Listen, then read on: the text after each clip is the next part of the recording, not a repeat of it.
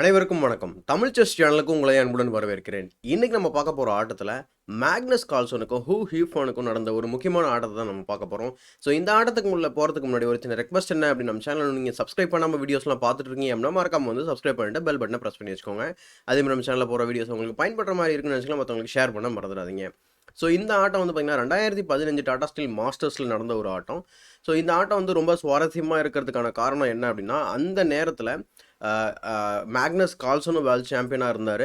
And ஹீஃபானும் வந்து பார்த்திங்கன்னா women world சாம்பியனாக இருந்தாங்க.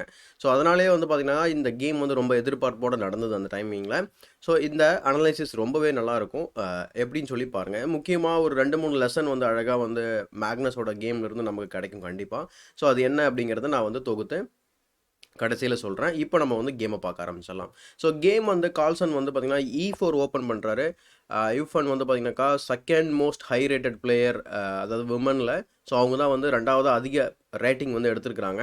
ஸோ அவங்க வந்து பார்த்திங்கனாக்கா ரொம்ப ஃபைட் பண்ணணும் அப்படின்னு சொல்லிட்டு C5. இப்போ நீங்கள் இவங்க ரெண்டு பேருக்கு இடையில் வந்து பார்த்திங்கன்னா நிறைய தடவை வந்து விளையாடிருக்காங்க. ஆல்மோஸ்ட் ஒரு 8லேருந்து 10 தடவை விளையாடிருக்காங்க. மோஸ்ட்லி C5 தான் வந்து ஓப்பன் பண்ணியிருக்கிறாங்க டிஃபென்சிவ் மூவாக. ஸோ இந்த கேம்லேயும் வந்து பார்த்திங்கன்னா C5 தான் விளையாடுறாங்க. Night F3, night C6, D4 open Sicilian பார்க்குறோம். பட் ஆஃப்டர் E5 வந்து பார்த்திங்கன்னா இது வந்து கலாஷ்னிக்காவ் அப்படின்னு சொல்லுவாங்க. ஸோ இது வந்து கலாஷ்னிக்காவ் வேரியேஷன் அப்படின்னு சொல்லுவாங்க. ஸோ இது ஒரு இன்ட்ரெஸ்டிங்கான ஒரு வேரியேஷன். இது வந்து நம்ம நிறைய தடவை வந்து நான் விளையாடிருக்கேன் இந்த பொசிஷனை. ஸோ இதில் வந்து ஒரு பியூட்டி என்ன அப்படின்னா, நீங்கள் D6 வந்து விளையாடுவாங்க பிளாக். அதுக்கப்புறமா வந்து பார்த்திங்கன்னா C4 விளையாடலாம். அதர்வைஸ் உங்களுடைய பொசிஷன் வந்து உங்களால் என்ன சொல்கிறது, அந்த அவங்களோட வீக்னஸை வந்து நீங்கள் வந்து சரியாக பயன்படுத்த முடியாத மாதிரி போயிடும். ஸோ அதனால் C4 கண்டிப்பாக ஆடுங்க. After bishop E7 we can play knight 1 C3. So most of the times வந்து A6 வந்து விளையாடுவாங்க. அதுக்கப்புறம் நைட் வந்து பின்னாடி வந்துடும். ஸோ இப்படியே வந்து கேம் கண்டினியூ ஆகும். இதுக்கு இடையில் நிறைய பேருக்கு வர டவுட் வந்து பார்த்திங்கன்னா பிஷப் E7 ஏன் நைட்டை டெவலப் பண்ணாமல் பிஷப்பை ஃபஸ்ட்டு டெவலப் பண்ணுறாங்க அப்படிங்கிற ஒரு கேள்வி வரும். அதுக்கு முக்கியமான காரணம் நம்ம பான் வந்து டார்க் ஸ்கொயரில் ஃபிக்ஸ் பண்ணியிருக்கோம் அப்படிங்கிறதுனால இந்த பிஷப் வந்து நம்ம எக்ஸ்சேஞ்ச் பண்ணுறதுனால அவங்களுக்கு பெனிஃபிட்டாக இருக்கும். ஏன்னா இந்த பிஷப் கொஞ்சம் நல்ல பிஷப்பாக இருக்குது. ஃப்யூச்சரில் ஒரு குட் பிஷப்பாகவும் மாறும். இது ஃப்யூச்சரில் ரொம்பவே பேட் பிஷப்பாகவும். இதை இம்ப்ரூவ் பண்ணுறது ரொம்ப ரொம்ப கஷ்டம். ஸோ அந்த காரணத்தினால தான் பிஷப் E7 விளையாடுறாங்க, delaying the development of the knight F6. So bishop E6. So ஏற்கனவே சொன்ன மாதிரி நம்ம இந்த பாயிண்ட் வந்து பார்த்திங்கன்னா நமக்கு பெரிய ஒரு ஸ்ட்ராங் பாயிண்ட்டு. அதே மாதிரி இந்த பாயிண்ட் வந்து அவருக்கு ஒரு ஸ்ட்ராங் பாயிண்ட்டு. ஸோ அதனால் யூஃபன் வந்து பார்த்திங்கன்னா இந்த பாயிண்ட்டை வந்து கொஞ்சம் கண்ட்ரோல் பண்ணுறதுக்காக திரும்ப பிஷப்பை டெவலப் பண்ணி திரும்ப அதோட கண்ட்ரோலை கொஞ்சம் கைப்பற்ற நினைக்கிறாங்க. பட் அது பத்தாது. So night C2 idea D4 cover பண்ணுறது. ஸோ ஓகே, பிஷப் வந்து கார்ட் பண்ணிக்கிறதுனால C4க்கு இப்போதைக்கு ப்ராப்ளம் இல்லை. So bishop G5. இந்த பொசிஷனில் நிறைய பேர் வந்து பார்த்திங்கன்னா இந்த ஒரு பான் வின் பண்ணலாம் அப்படின்னு நினைப்பீங்க. ஆக்சுவலாக பான் வின் பண்ண முடியாது. பான் வின் பண்ணலாம் கூட பரவாயில்ல. Instead of that we will be losing the game. So இப்போ ஒன்ஸ் இந்த ரூக்கோட அட்டாக் நகர்ந்தோம் அப்படின்னு சொன்னாக்க you can take also. Suppose ஏன் கேப்சர் பண்ணணும் அப்படின்னா, கேப்சர் பண்ணலாம் இல்லை நீங்கள் நகர்ந்தீங்க அப்படின்னு சொன்னாக்கா with the help of rook we can do the checkmate. So just 10 மூலம் நீங்கள் வந்து செக்மேட் ஆயிடுவீங்க. இந்த லைன் நீங்கள் தெரிஞ்சு வச்சுக்கிறது ரொம்ப நல்லது. ஸோ பிஷப் E2 விளையாடுறாரு Carlsen. And bishop take C1 and then rook take C1. இந்த ரூக் வந்து பார்த்திங்கன்னா இப்போ ஆல்ரெடி வந்து பார்த்திங்கன்னா C5க்கு வந்தாச்சு. லேட்டராக வந்து கண்டிப்பாக அது நமக்கு வந்து பயன்படும். So night F6. இப்போது ஒரு சின்ன ஒரு கொஷின் உங்களுக்கு கேட்குறேன். ஏன்னா இன்ட்ரெஸ்டிங்கான ஒரு கொஷின். ஏன்னா கடைசி வீடியோவில் ஃபிஷர் வீடியோ பார்த்துருப்பீங்க. இதே மாதிரி அவரோட ஆட்டத்தில் வந்து அவங்க ஆப்போனண்ட் வந்து ஸ்கேண்டினேவியன் விளையாடினார் இல்லையா, அவர் வந்து பிஷப் வச்சு இங்கே பிஷப் கேப்சர் C2 வந்து விளையாடினார். அப்போது வந்து பார்த்திங்கனாக்கா இந்த மூவ் தான் விளையாடினாங்க இல்லையா. ஸோ ஆக்சுவலாக அது கேள்வியாக நான் சொல்கிறதுக்கு பதில் வந்து ஒரு இன்ஃபர்மேஷனாகவே சொல்லிட்டேன். அதாவது தானாக நம்ம பீஸை டெவலப் பண்ணுற எல்லா மூவுமே நமக்கு பெனிஃபிட்டாக தான் இருக்கும். அதுக்கு தான் அதை நான் திரும்பவும் அதை சொல்கிறேன். Knight F6 developing, castles, queen to D2 connecting the rooks, queen B6. So அந்த குயின் எதுக்கு நகர்த்துறோம் அப்படிங்கிறது ரொம்ப ரொம்ப லாஜிக்கல். நம்ம தமிழ் செஸ் சேனலில் வந்து கடந்த ஒரு வருஷம் இந்த மாதிரி ஃபாலோ பண்ணிங்கன்னா டெஃபினட்டாக தெரியும் ஏன் குயினை வந்து நகர்த்துறோம் அப்படின்னா. Very very simple. ஸோ அங்கே வந்து ஏதோ ஒரு ரூக் வந்துட்டு நம்மளுடைய குயினை எக்ஸ்ரே பண்ண போகுது. ரொம்ப சிம்பிள். ஆனால் இந்த இடத்துல குயின் B6க்கு அப்புறம் B2 வந்து அட்டாக்ல இருக்குது. ஆனால் வந்து கார்ல்சன் ரூக் FD1 விளையாடுறாரு. இந்த இடத்துல யூஃபன் வந்து கேப்சர் பண்ணாங்க அப்படின்னு சொன்னாக்கா குயின் வில் பி ட்ராப்ட். அதனால் வந்து இது பாசிபிள் கிடையாது. அதனால் அவங்க என்ன விளையாடுறாங்கன்னா, நான் ஏற்கனவே சொன்ன மாதிரி ரூக் FD8 வந்து விளையாடுறாங்க. And now comes B3, relieving bishop E2. So அந்த E2ல இருக்க பிஷப்பை வந்து ஃப்ரீ பண்ணி அது வேறு ஏதாவது ஒரு வேலை கொடுக்கலாம் அப்படின்னு சொல்லிட்டு C4 வந்து டிஃபெண்ட் பண்ணுறாங்க. H6 ஜஸ்ட் ப்ரொஃப்ளாக்சிஸ் மூவ் தான். Queen A7. இந்த மூவ் உண்மையாகவே வந்து என்ன பர்பஸ் அப்படிங்கிறது கிளியராக தெரியல. B5 அட்வான்ஸ் பண்ண முடியாது. மேபி 7th ரேங்க் கார்ட் பண்ணுற மூவ். பட் இப்போதைக்கு 7th ரேங்க் வந்து நம்ம எதுவும் கார்ட் பண்ண வேண்டிய அவசியம் இல்லை. பட் ஏதோ ஒரு ஓகே வெயிட்டிங் மூவ் மாதிரி கூட சொல்லலாம் இதை.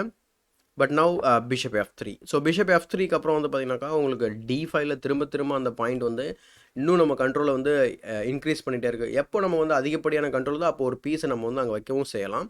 ஆனால் இப்போ பாயிண்ட் ஆஃப் பிஷப் F3 வந்து C3ல இருக்க நைட்டை வந்து நம்ம மூவ் பண்ணுறதுக்கு முன்னாடி E4 டிஃபெண்ட் பண்ணணும். Simple idea. Night E7. So வந்து D4ல இருக்க கண்ட்ரோல் போயாச்சு. உடனே நைட் E3 வந்து விளையாடுறாரு கால்சனு. நைட் C6 திரும்ப வராங்க.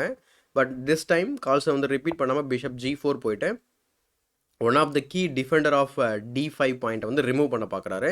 So knight to D4, bishop take C6, F take C6. இந்த மூவ் வந்து ரொம்ப ரொம்ப அவசியம். நீங்கள் எதனால் கேப்சர் பண்ணணும் அப்படின்ட்டு முதல் விஷயம், ஓகே இங்கே லைட் ஸ்கொயர்ஸ்லாம் வீக் ஆகுது, தட்ஸ் அதுவும் நம்ம வந்து பார்க்கணும். ப்ளஸ் அதை கம்பேர் பண்ணும்போது இந்த மூவ் வந்து நமக்கு வந்து பெனிஃபிட் தான் நமக்கு. இந்த F5 பாயிண்ட்டும் D5 பாயிண்ட்டும் இப்போ நான் ஏற்கனவே சொல்லிக்கிட்டு இருந்தோம், நமக்கு எக்கச்சக்கமான கண்ட்ரோல் வந்து D5 பாயிண்டில் இருக்குது. இப்போ பார்த்தீங்கன்னா சாதாரணமாக வந்து ஈஃபன் வந்து அதை ஒரே ஒரு பான் மூலயமா கண்ட்ரோல் பண்ணுறாங்க. எப்போவுமே வந்து ஒரு ஸ்கொயர் வந்து பான் மூலயமா கண்ட்ரோல் பண்ணுறது தான் எப்போவுமே ஐடியலாக இருக்கும். அதுக்கான பெஸ்ட் எக்ஸாம்பிள் இது தான். So night C2 challenging the night. இந்த பொசிஷனில் நைட் C6 வந்து திரும்ப போயிட்டு கேமை வந்து கண்டினியூ பண்ணலாம். நல்ல கேம் தான் இது அவங்களுக்கு. பட் அவங்க என்ன பண்ணுறாங்கன்னா கேப்சர் செய்கிறாங்க. அதுவும் விளையாடலாம். பட் கேப்சர் செய்கிறதுனால மேக்னஸ்க்கு தான் பெனிஃபிட்டாக இருக்குது. சும்மா இருக்கிற ஃபஸ்ட் ரேங்கில் இருக்கும், வந்து செகண்ட் ரேங்கே இம்ப்ரூவ் ஆகுது, அவ்வளோதான்.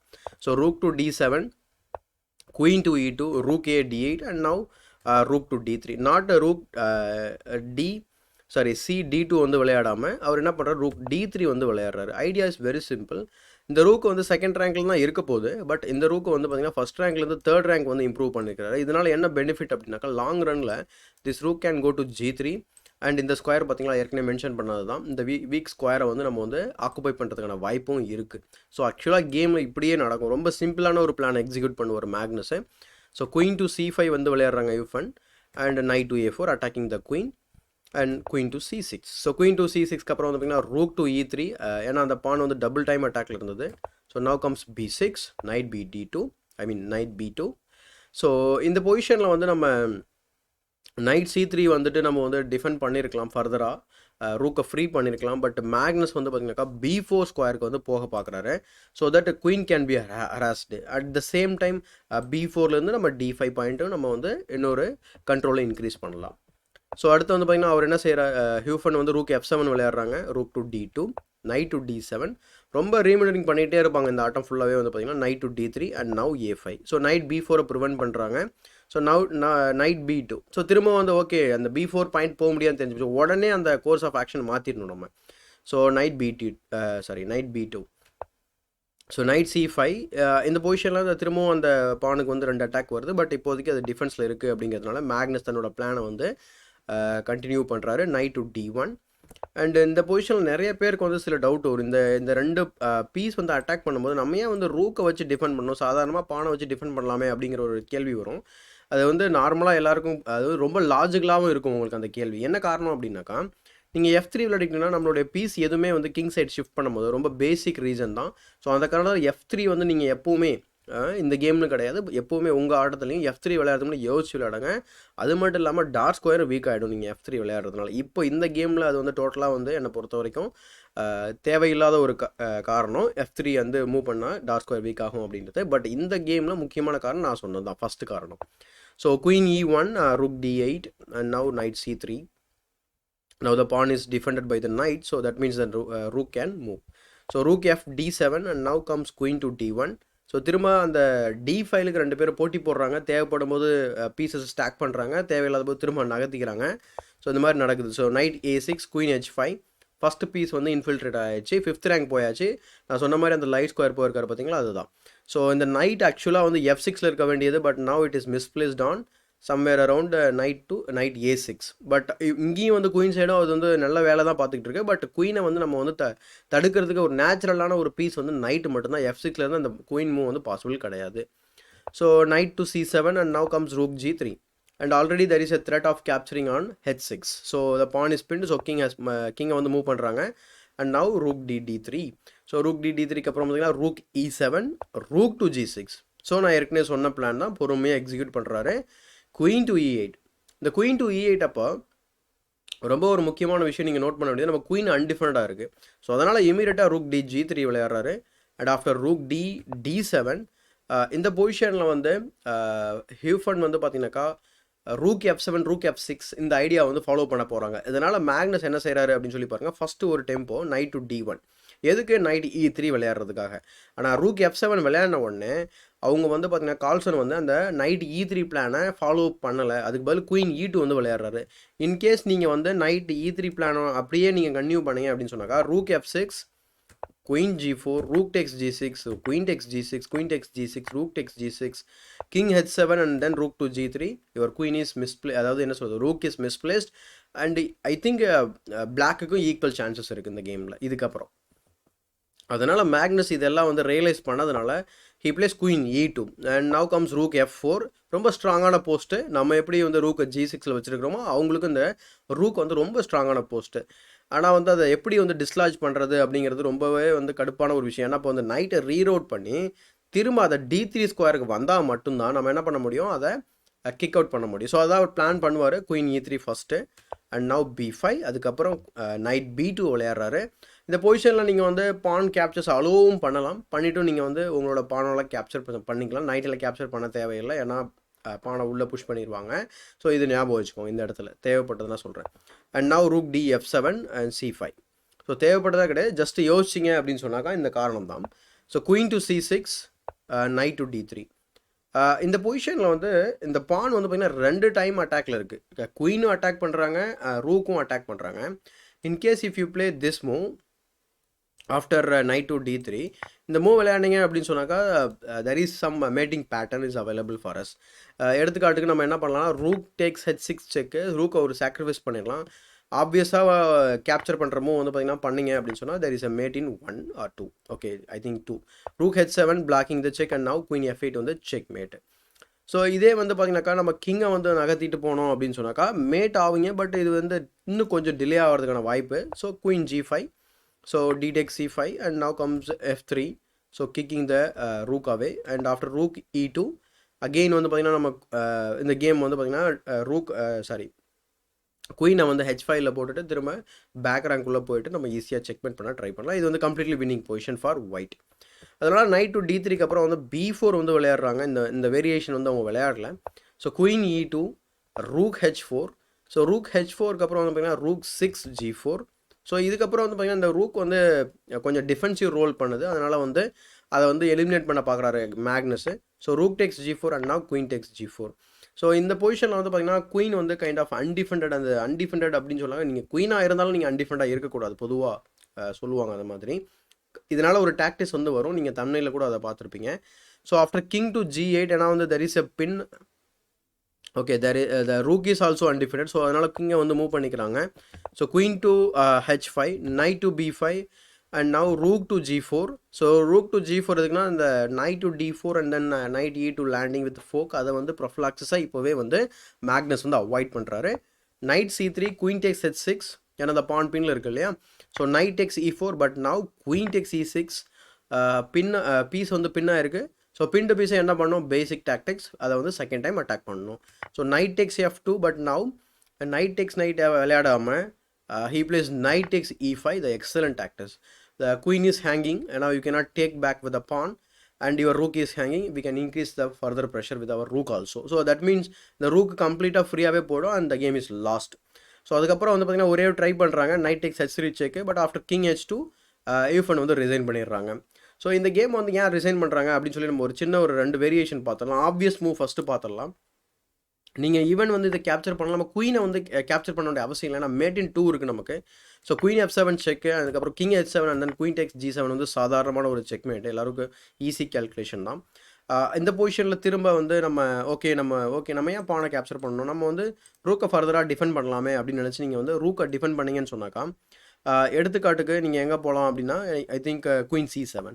ஸோ குயின் C7 போகும்போது நம்ம என்ன செய்யலாம்னா pawn takes pawn, the queen is under attack, so queen A7 and now we can cut off the queen's defense with a D7. So இதுக்கப்புறம் நீங்கள் என்ன மூவ் பண்ணாலும் you're getting checkmate in few moves. Otherwise புது queen வேறு வருது. இதெல்லாம் தேவையா அப்படின்னு நினச்சி ஒரு கேள்வியை வந்து கேட்டுக்கிட்டு ஆஃப்டர் கிங் H2 வந்து Yifan வந்து ரிசைன் பண்ணிடுறாங்க. ஆஸ் யூஷுவல் வந்து பார்த்திங்கன்னா மேக்னஸ் வந்து ஒரு எக்ஸலண்ட்டான ஒரு பிளே வந்து பண்ணியிருக்கிறாரு. இந்த கேமில் எனக்கு பிடிச்ச விஷயம் வந்து பார்த்திங்கன்னா 2 விஷயம் தான். ஒன்று, நைட்டை வந்து கண்டினியூஸாக ரீமானிட்டரிங் பண்ணிக்கிட்டே இருந்தார். எல்லா பீஸையும் எக்ஸ்சேஞ்ச் பண்ணாமல் கரெக்டான நேரத்தில் வந்து எக்ஸ்சேஞ்ச் அவாய்ட் பண்ணார். எந்தெந்த இடத்துல கொஞ்சம் வீக்னஸஸ் இருக்கோ, எடுத்துக்காட்டுக்கு G6 ஸ்கொயரில் வந்து நமக்கு லைட் ஸ்கொயர் வீக்னஸ் வந்து உடனே அந்த ரூக்கை ஆக்குபை பண்ணார், ரூக்கை வந்து டபுள் பண்ணார் அதே ஃபைலில். அடுத்து குயின் டேக்ஸ் H6 விளையாடினார். இப்படி பல விஷயங்கள் எல்லாமே பேசிக் விஷயங்கள் தான் பண்ணியிருப்பார். பட் அது வந்து பார்த்திங்கன்னா நம்ம பேசிக் விஷயமா இருந்தாலும் நீங்கள் கேம் ஆடும்போது ஓகே எங்கெல்லாம் வீக்னஸ் இருக்குது, எப்படி நான் அதை ஆக்குபை பண்ண முடியும், எந்த பீஸ் நான் வச்சா பெட்டராக இருக்கும், இப்படிங்கிற கேள்வி நீங்கள் கேட்டால் மட்டும்தான் உங்களுக்கு இந்த ஐடியாஸ்லாம் யூஸ் பண்ண முடியும். ரொம்ப சாதாரணமான ஐடியாவாக தான் தெரியும் நம்ம சொல்லும்போது. ஆனால் கேமில் உட்காந்து யோசிக்கும் போது நம்ம இது எல்லாமே மறந்துடுவோம். இதுக்கு முக்கியமான காரணம் என்னென்னா ப்ராக்டிஸ் பண்ணுறது கிடையாது. நிறைய பேர் நான் கமெண்ட் பார்க்குறேன். ஸோ நீங்கள் யாரும் வந்து என்னை பொறுத்த வரைக்கும் ஹானஸ்ட்டாக சொல்லுவேன், 100% நீங்கள் ப்ராக்டிஸ் நீங்கள் பண்ணவே மாட்டீங்க. அது வந்து நான் நீங்கள் உங்கள் ப்ரொஃபைல் வேணால் செக் பண்ணி பாருங்கள். லீக் செஸ்ஸில் இருந்தீங்கன்னாக்கா என்ன ப்ராக்டிஸ் டெய்லி பண்ணுறீங்க, ஒரு 40-50 டாக்டிஸ் சால்வ் பண்ணுறீங்களா, இல்லை ஒரு 2 ரேபிட் ஆடுறீங்களா, இந்த 2 விஷயம் பண்ணுறீங்களான்னு சொல்லி நீங்கள் ஒரு 30 டேஸ்க்கு எடுத்து பாருங்கள். டெஃபினட்டாக பண்ணியிருக்க மாட்டீங்க. ஏன்னா நமக்கு டைம் இருக்காது. ஆனால் இதுவும் நான் பண்ண மாட்டேன், டைம் இல்லை, ஆனால் கேம் இம்ப்ரூவ் ஆகலை அப்படின்னு சொல்லி நம்ம என்ன பண்ண முடியும்? பேசிக்ஸ் நம்ம ஸ்ட்ராங்காக இருந்தால் மட்டுமே நம்ம சில கான்செப்ட்ஸை வந்து கேமுக்குள்ளே அப்ளை பண்ணலாம். கேம் இம்ப்ரூவ் ஆனால் பெரிய பெரிய ஆப்போனண்ட்டை மீட் பண்ண முடியும். அப்போ தான் உங்களுக்கு தெரிஞ்ச கான்செப்ட் நீங்கள் வந்து கேமில் அப்ளை பண்ண முடியும். கண்டிப்பாக இந்த சில விஷயங்கள் வந்து உங்கள் கேமை இம்ப்ரூவ் பண்ணுறதுக்கு பயனுள்ளதாக இருந்திருக்கும் நான் நினைக்கிறேன். இந்த வீடியோ பிடிச்சிருந்தால் லைக் பண்ணுங்கள், மற்றவங்களுக்கு மறக்காமல் ஷேர் பண்ணுங்கள். இன்னும் நம்ம சேனலை சப்ஸ்கிரைப் பண்ணாமல் வீடியோஸ்லாம் பார்த்துட்ருக்கீங்க அப்படின்னா மறக்காமல் வந்து சப்ஸ்கிரைப் பண்ணிட்டு பெல் பட்டனை ப்ரெஸ் பண்ணி வச்சுக்கோங்க. சாரி. ஸோ இதே மாதிரி ஒரு பயனுள்ள வீடியோவுடன் உங்களை சந்திக்கும் வரை உங்களிடமிருந்து விடைபெறுவது உங்கள் சதுரங்க சாணக்கியன்.